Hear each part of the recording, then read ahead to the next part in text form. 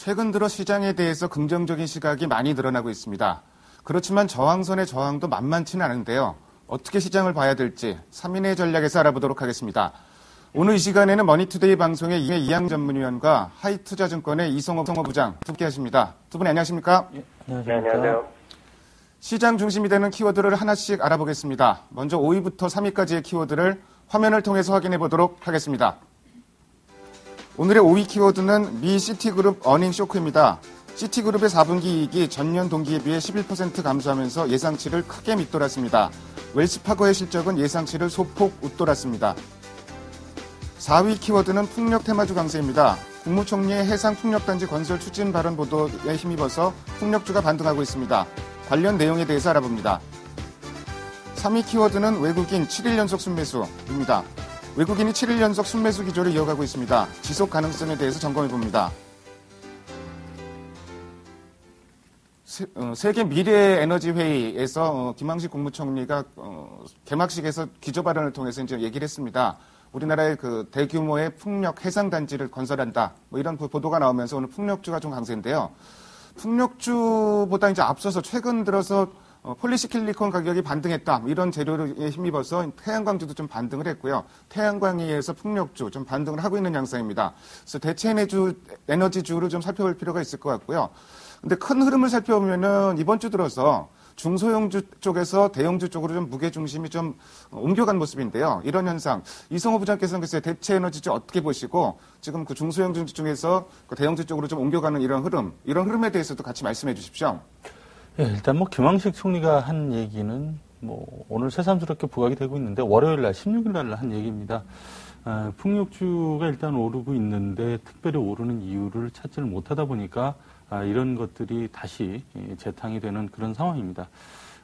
결국 이제 오늘 풍력주가 오르는데 사실 풍력주뿐만 아니라 원자력 관련주들도 좀 오르고 있는데 이런 걸 감안했을 때 최근 유가가 좀 오르고 있지 않습니까? 아무래도 이란과 이란의 핵 개발과 관련해서 지금 이스라엘과 이란 또는 미국과 이란의 공기가 좀 심상치 않게 돌아가고 있고 그걸로 인해서 유가가 오름에 따라서 대체 에너지 개발에 대한 기대감이 좀 높아지고 있다. 그러면서 매수세가 그쪽으로 좀 몰리고 있다는 것으로 해석을 할 수가 있겠습니다. 더군다나 최근에 정치 테마주에 대해서 정부가 규제를 강하게 하다 보니까 속칭 애드벌룬 효과라고 그러죠. 이쪽을 누르니까 이쪽으로 튀는 그런 어떤 대안주로서 부각이 된다라고 봅니다.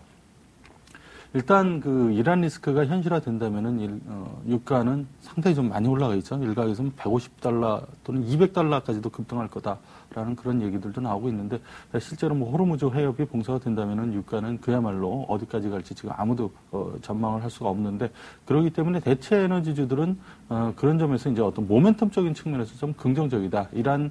이란에 대한 리스크가 없어질 때까지는 좀 긍정적인 모멘텀을 갖고 있을 것으로 보이고요. 이제 다만 문제는 이제 실적이 뒷받침돼야 되는데 그 문제가 실적이 아직까지 확실히 뒷받침되고 있지는 못하기 때문에 어떤 장기적인 펀더멘털에 의한 상승세보다는 그때그때 테마주로서 좀 어떻게 쉬었다가 순환매 차원에서의 매기가 일어나면서 좀 움직임이 크지 않을까라는 생각을 하고요. 또 최근에 이제 대형주 쪽에서 중소형주 쪽이 좀 강하다 대형주 쪽으로 무게중심이 좀 옮겨가고 있다라는 그런 얘기들도 나오고 있는데 사실 좀 어떤 대형주냐 소형주냐라는 그런 이분법적인 차원보다는 순환매가 아니냐라는 그런 식으로 접근을 해야 된다라고 봅니다.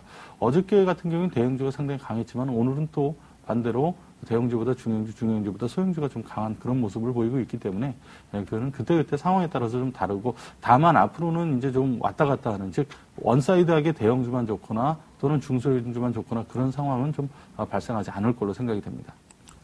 글쎄 대체 에너지 관련주, 대안주라든지 모멘텀 이런 쪽에서는 그 재료가 있겠지만 실적 역시 좀 문제가 될 것 같고요.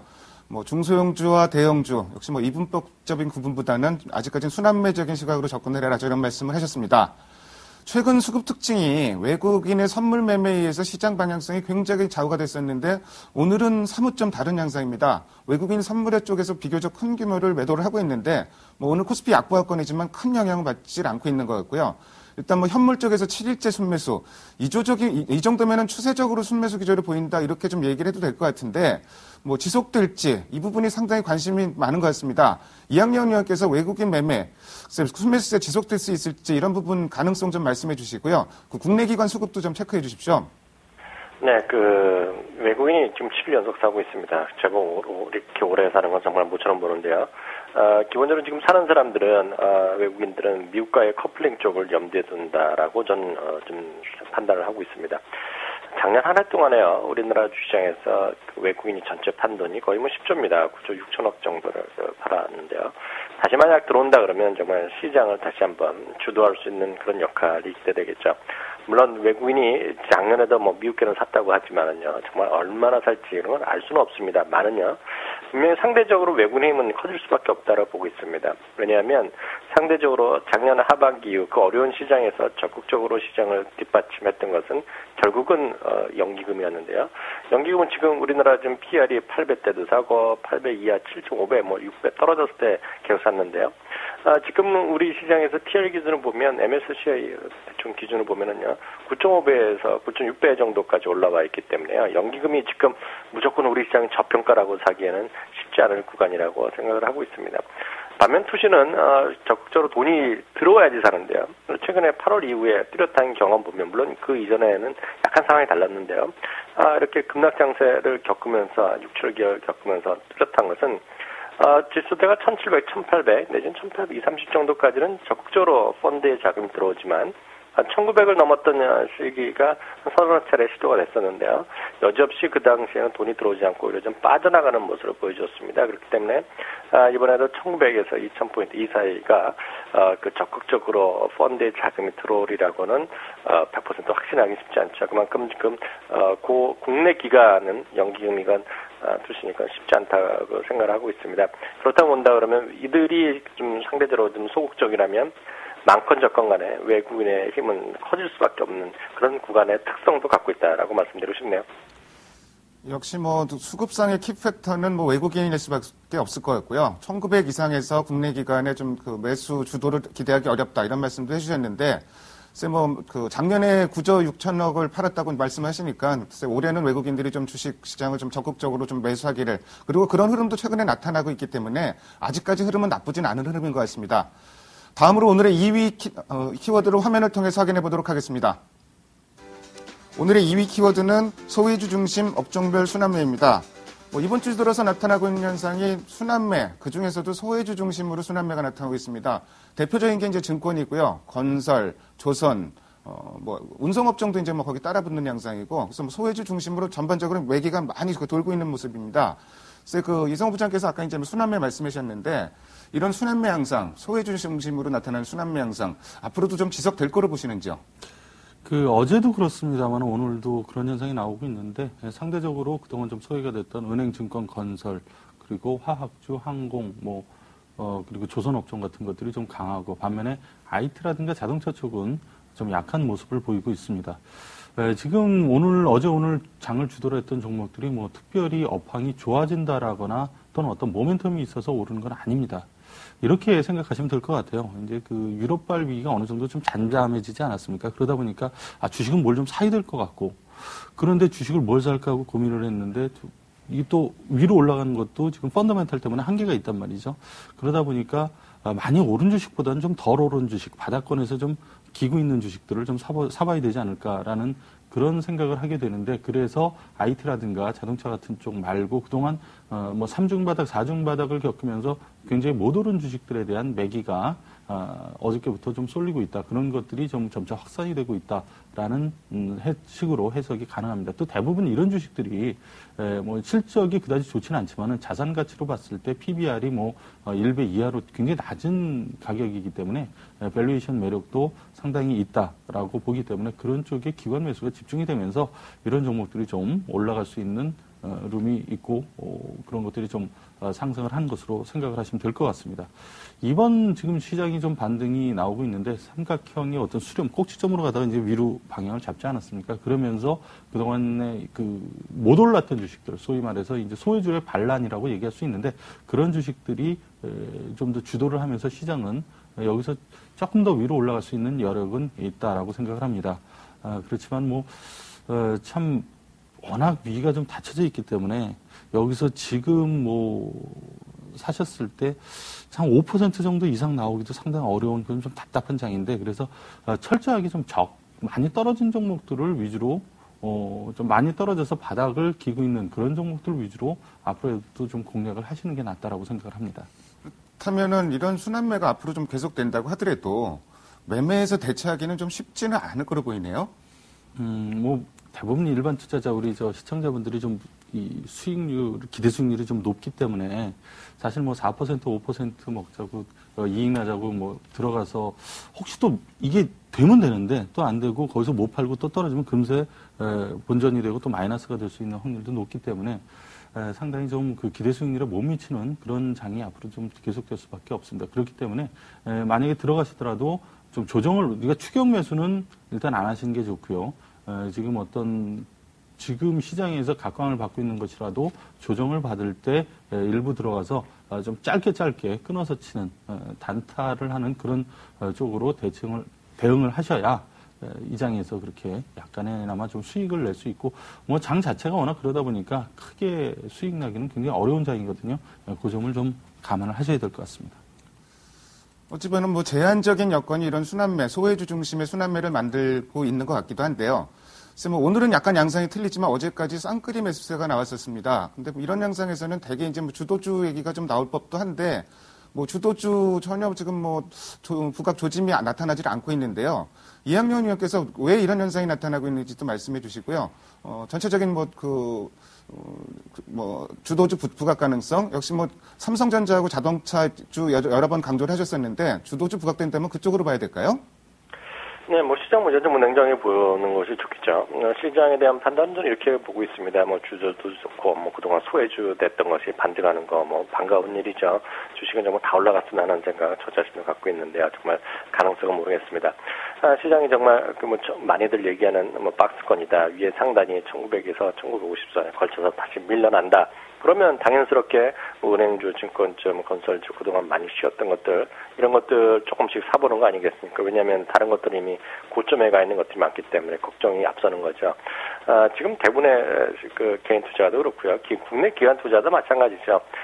쉽게 얘기하면 돌격과 앞으로를 선봉에 서서 할 사람은 별로 우리나라 사람은 없다고 좀 보고 있습니다. 그렇기 때문에 남이 사서 주식을 좀 올려줬으면 하는 그런 눈치 장사라는 표현이 적절할지 모르겠습니다만요. 제가 받는 느낌은 딱 그겁니다. 남이 좀 내 주식 사갖고 올려줬으면 하는 생각. 그렇기 때문에 지금은 좀 싼 주식부터 찾게 되는 그런 심리죠. 그러면서 좀 순환하는 자연스러운 흐름인데요. 역설적으로 보면 정고점이 1930-50인데요. 혹시라도 뚫게 되면 주도주는 자연스럽게 나올 수밖에 없다는 생각 갖고 있습니다. 시장이 위로 열렸는데 지금 많이 떨어진 주식 사갖고 얼마나 오르겠습니까? 그리고 많이 떨어진 주식은 이유가 있다는 거죠. 성장성도 그렇고 수익성도 내재 가치도 그렇고 항상 얘기하는 저 PBR 이런 것들은 평생 저 PBR이었던 주식이 많기 때문에 주도주로 나서긴 쉽지 않다고 보고 있습니다. 오늘 참고적으로요 미국의 서베이 결과 하나 말씀드리겠는데요. 멜린치에서는 매달 전 세계 글로벌 투자가들 상대로 어떤 주식을 좀 많이 사고 줄이고 이런 것들 시장을 어떻게 보고 있는지를 조사하고 있는데요. 이번 달에 매우 흥미로운 것을 발표한 바가 있습니다. 작년 연말이죠. 불과 한 달 전인데요. 많이 시장이 바뀌어 있는데요. 작년 연말 이래 두 가지 업종을 많이 샀습니다. 외국인들이요. 그건 글로벌 투자가입니다. 전 세계 주식을 샀다는 것인데요.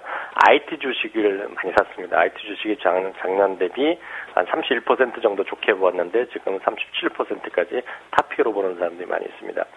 두 번째는요, 유럽의 은행주는 계속 갖다 팔았는데요, 미국의 은행주를 많이 샀다는 것이 또 하나의 특징이 되겠습니다. 그만큼 미국에서 최근 들어서 은행주 그리고 IT에 대한 기술주에 대한 관심이 높아지는 것은 분명합니다. 또 한 차원에서 말씀드리면요. 미국에서 정말 장기 투자가들 상대로 스탁피킹하는 사람들이요. 종목을 추천하는 사람들이 이구동성으로 제일 많이 공통적으로 얘기하는 주식들이 몇 가지만 말씀드리면 포드 자동차랑 타이어 업종에서의 구디어 타이어가 대표적으로 많이 들어가고 있습니다. 물론 이런 것들이 계속 갈지, 이런 것들이 시장을 주도할지, 한국 주시장인데 이런 것들이 갈지는 모르겠지만은요. 아마 말씀드린 것들이 아마 우리나라 시장에 말씀드렸던 대로 혹시라도 정고점을 뚫고 올라가는 모습이 보여준다 그러면요. 이런 주식들이 앞서가겠습니다. 다만 IT 주식은 다시 한번 확인되지만 삼성전자가 본실적을 공식 발표하면서 IR을 통해서 회사 측에서 사업 분야별로 전망을 하는 것이 우리 하이닉스나 LG 디스플레이에도 큰 어떤 주가 판단의 기폭제가 될 가능성이 크다는 것도 다시 한번 확인드립니다. 우리 시장 분위기를 남이 사서 내 주식 주가로 좀 올려줬으면 좋겠다. 이런 말로 뭐 한마디로 좀 정리를 해주신 것 같고요. 참 마음에 와닿는 표현인 것 같습니다. 그리고 미국 현지 분위기로 봐서는 IT, 은행, 자동차, 타이어 이쪽에 이제 관심이 높아지고 있는 것 같은데 물론 이제 은행 같은 경우는 우리나라 국내은행이랑 미국은행이랑은 좀 다른 차원에서 봐야 될 것 같고요. 그런 쪽도 좀 관심을 가질 필요가 있을 것 같습니다. 다음으로 오늘의 1위 키워드를 화면을 통해서 확인해 보도록 하겠습니다. 오늘의 1위 키워드는 박스권 상단 부담입니다. 박스권 1900에서 1920으로 보는 시각도 있고 1950으로 보는 시각도 있고 사실 뭐 큰 차이는 없는 것 같은데요.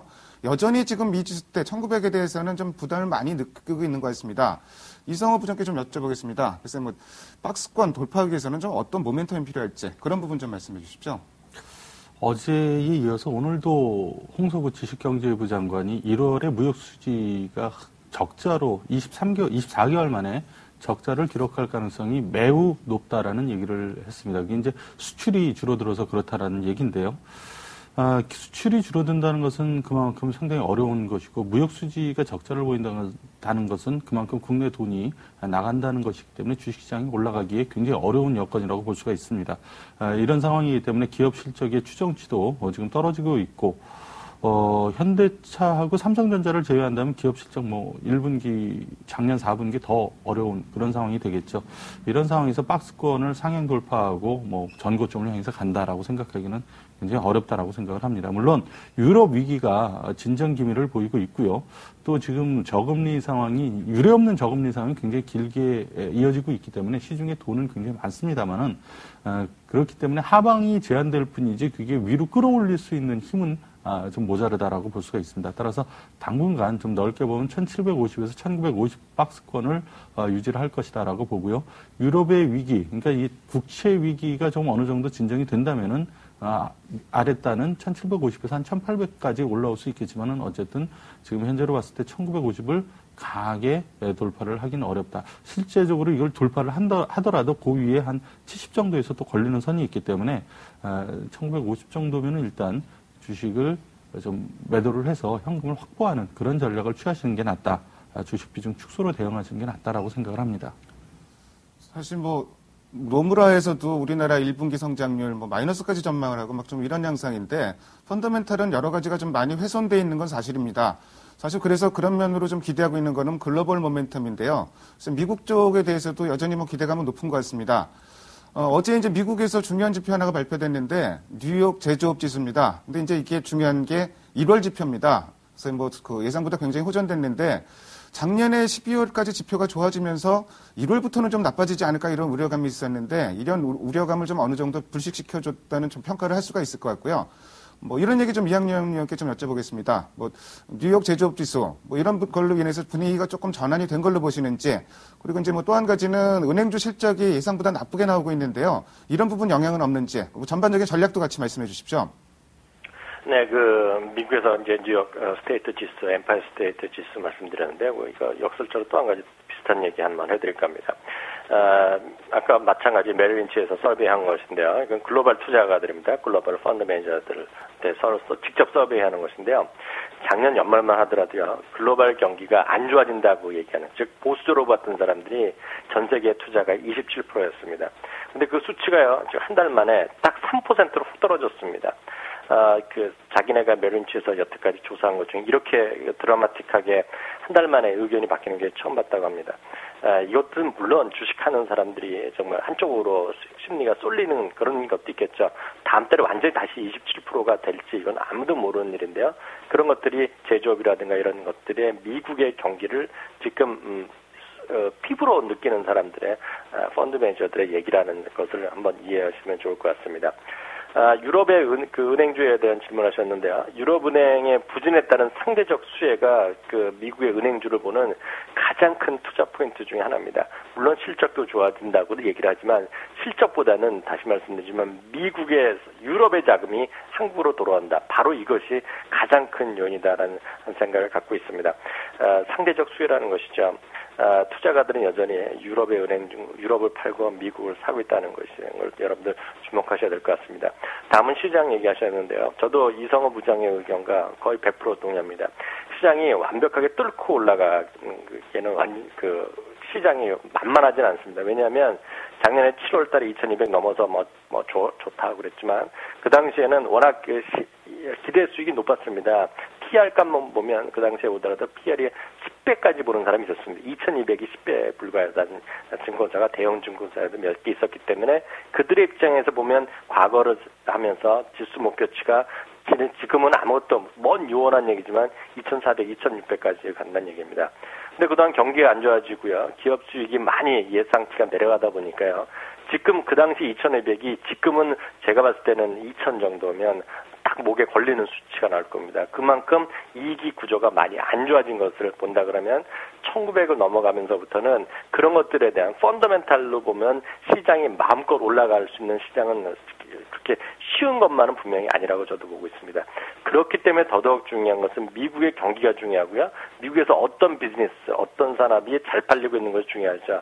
그렇기 때문에 경기가 정말 미국 경기에 쫓아갈 수 있는 그런 업종이 무엇인지를 잘 곰곰이 생각하셔야 됩니다. 외국인이 만약에 산다 그러면요. 한국 주식을 다 사는 게 절대 아니죠. 미국 경기에 가서 잘 팔 수 있다는 걸 사는 것이죠. 시장은 그 점을 보신다 그러면 지금은 너무 만만하게 아무 주식이나 사갖고 그냥 내 주식도 올라갔겠거니 하는 것은 혹시 1950 넘어서 2100이 가더라도 제가 보기에는 이렇게 눅눅한 펀더멘탈의 내재 가치로 설명할 수 있는 대한민국 기업은 아직은 아니라는 생각을 갖고 있습니다. 다만 오늘은요, 지선만 조금 올려드리겠습니다. 그동안 1770을 계속 말씀드렸는데, 이제 1900, 1880 정도 와 있으니까요, 1820을 올리겠고요. 여전히 주식 비중 70에서 80% 유효하다는 생각 갖고 있습니다. 미국에 대한 낙관적인 시각은 여전히 유지되고 있는 분위기인 것 같고요. 하방 경직성에 대해서는 누구나 공감하는데 반대로 또 1900 위에서는 펀더멘탈에 대한 부담도 노출될 수 있다. 이런 말씀을 해주셨습니다. 지금까지 5가지 키워드를 통해서 오늘 시장의 흐름을 살펴봤습니다. 오늘 두 분 말씀 잘 들었습니다. 감사합니다. 감사합니다. 감사합니다.